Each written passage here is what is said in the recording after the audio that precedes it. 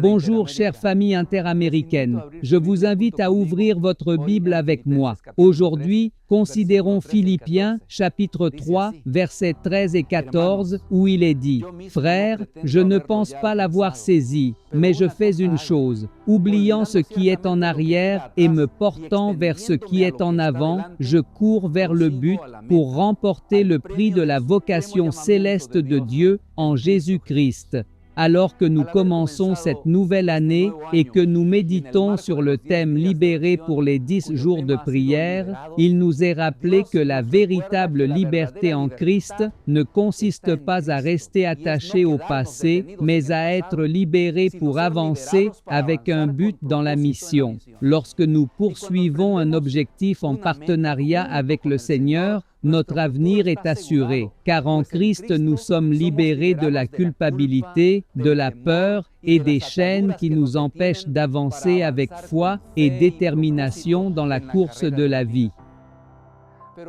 Cependant, nous ne pouvons pas avancer vers lui tout en regardant constamment en arrière. Les accomplissements de l'année écoulée sont des raisons d'avoir de la gratitude, mais ils ne doivent pas nous rendre complaisants, car Dieu a encore beaucoup plus en réserve pour nous.